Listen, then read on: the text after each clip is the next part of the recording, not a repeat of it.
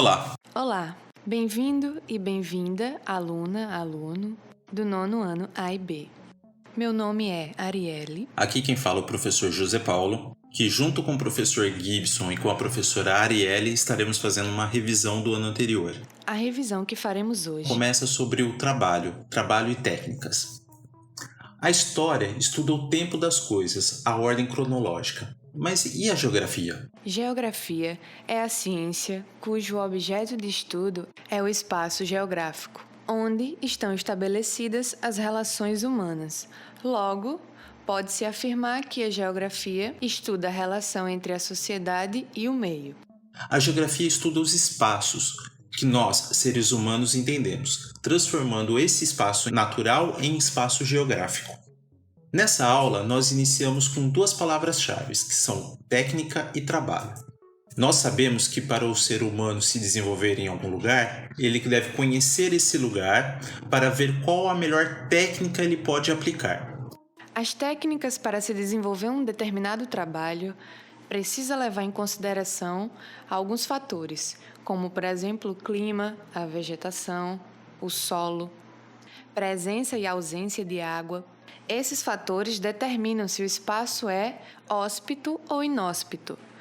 Como as áreas de deserto, geleira e florestas, que precisam de diferentes técnicas para desenvolver suas atividades. Então podemos concluir que a técnica ajuda a construir e transformar o espaço, modificando a paisagem natural em paisagem rural e urbana. O homem vem mudando a paisagem natural em espaço geográfico por bastante tempo já. Para isso, o ser humano, através de técnicas, usa o trabalho, que é a outra palavra-chave dessa aula, para fazer essas modificações. Então, na geografia, o trabalho tem o seguinte significado: trabalho é toda atividade do ser humano capaz de suprir suas necessidades e, através do trabalho, que o ser humano transforma o espaço natural em espaço geográfico, fazendo com que o espaço natural perca um pouco da característica natural e comece a ganhar mais características culturais. Isso acontece devido à intervenção do homem, de governos, de atividades econômicas. Essas transformações podem ocorrer de duas formas: ou uma forma mais sutil, pouco perceptível, ou seja, mais devagar, que a gente nem percebe, Como, por exemplo, os povos indígenas, que têm um estilo de vida no qual retiram da natureza apenas o que precisam para sobreviver. Desse modo, o impacto na paisagem acontece de forma muito mais lenta. e dessa forma podemos considerar que o ritmo dessa transformação é lento. Já os povos com hábitos mais modernos, com diferentes técnicas e o uso da tecnologia diferente, com esses povos as mudanças são mais drásticas e mais profundas, rápido, de uma hora para outra. O ritmo dessas transformações são diferentes e mudam conforme os hábitos da população. Nos centros urbanos, podemos pensar que existe uma lógica para esse desenvolvimento mais rápido, que é a lógica do acúmulo de mercadorias.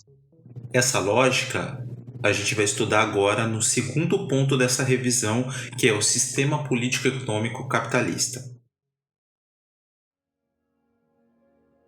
Bom, vamos falar um pouquinho sobre o sistema capitalista, O capitalismo é um sistema de organização econômica, onde o indivíduo, neste caso o trabalhador, vende sua força de trabalho em troca de dinheiro.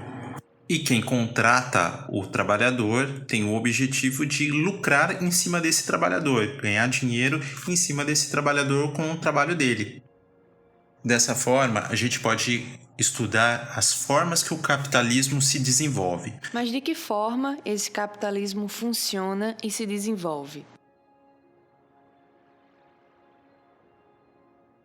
Uma forma de capitalismo não anula a outra forma de capitalismo. Elas podem conviver juntas, inclusive. Nós temos 4 grandes fases do capitalismo.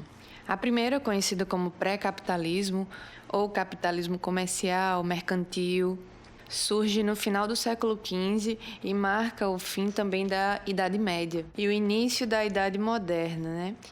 É considerado um pré-capitalismo. Ele começou a história com o capitalismo com a busca de novos recursos em outras nações. No século XV, ainda não existia o sistema capitalista como a gente conhece. O mundo era regido pelo sistema feudal, que regulava as relações sociais, culturais e econômicas daquela época. Como vocês devem lembrar das aulas de história, no feudalismo existiam apenas dois grupos sociais: os senhores feudais, donos de terra que obtinham poder absoluto sobre as terras, e os servos, os indivíduos que trabalhavam nos feudos, que eram os campos. Esse tipo de sociedade, como vocês também devem lembrar da aula de história, a gente chama de sociedade estamental. E acima de tudo isso estava a igreja e os reis. Quem mandavam em todo mundo era a igreja e os reis.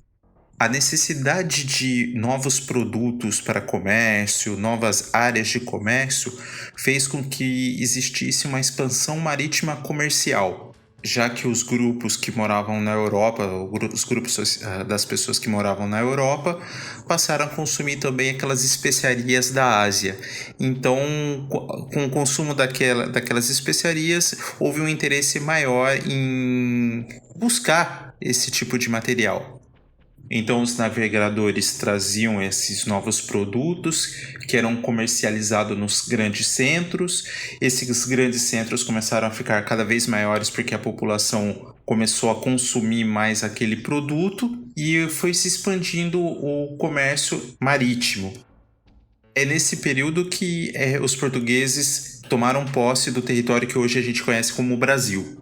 Eles passaram então a extrair os produtos dessa colônia e comercializavam eles na metrópole que era Portugal.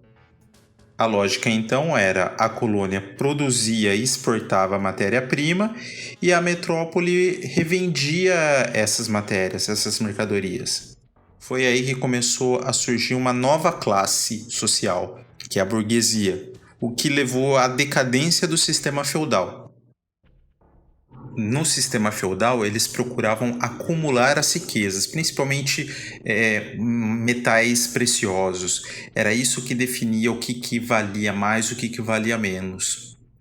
Porém, a burguesia percebeu que o comércio das especiarias, o comércio do que trazia das colônias, era o que realmente dava mais dinheiro.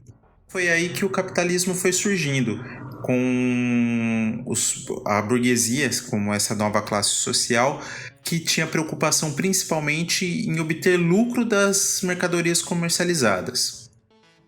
Também de escravos, além dos materiais preciosos, além das extrações dos recursos naturais, venda de produtos agrícolas.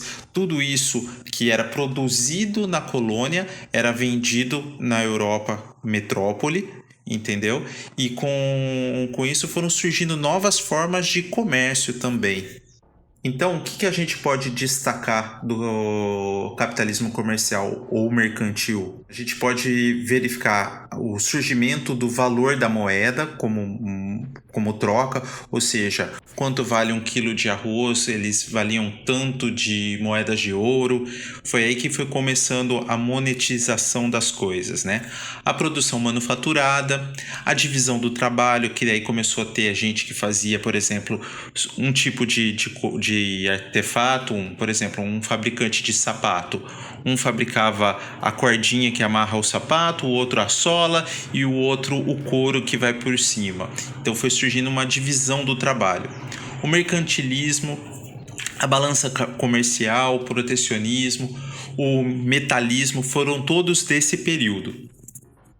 E nessa disputa entre várias pessoas querendo vender vários produtos, eles tinham que se destacar de alguma forma.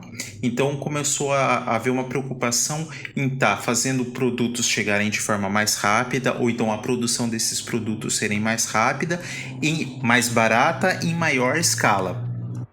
Foi então que foram pensando em novas técnicas para modernização e até uma mecanização dos produtos. Que vai até o século XVII, onde desponta a primeira revolução industrial, a grande revolução industrial.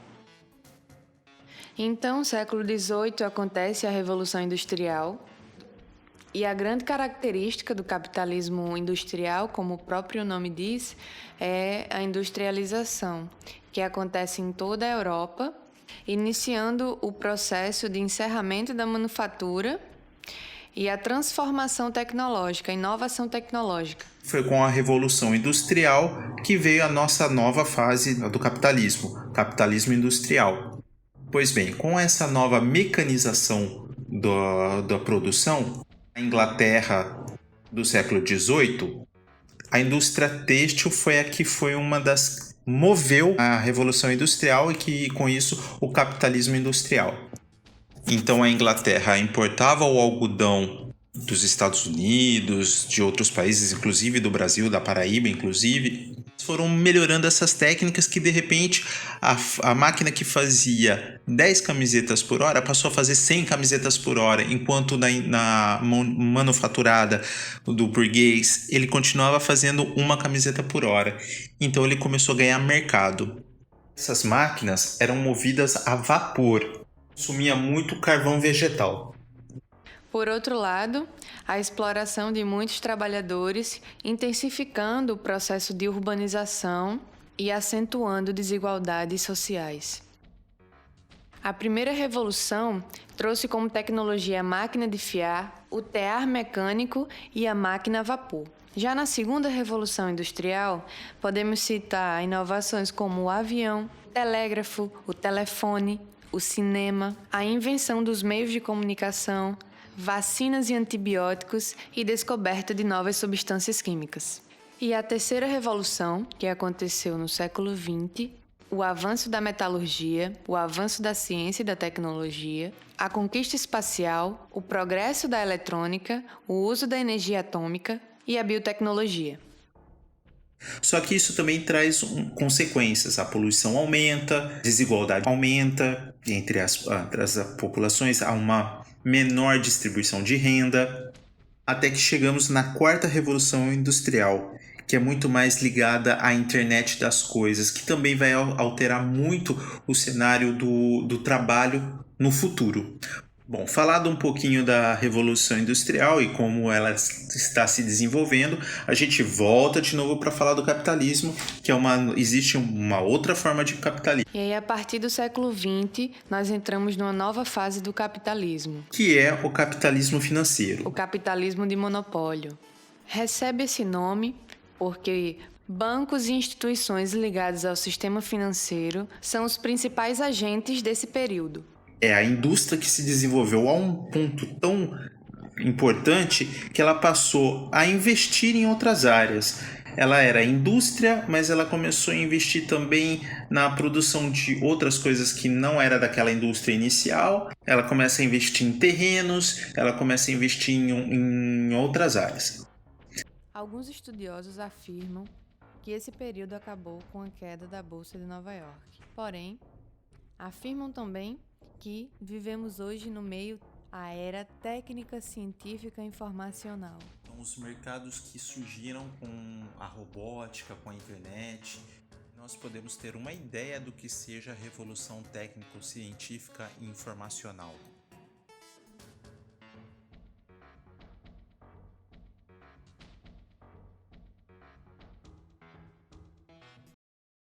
Obrigada por assistir até aqui.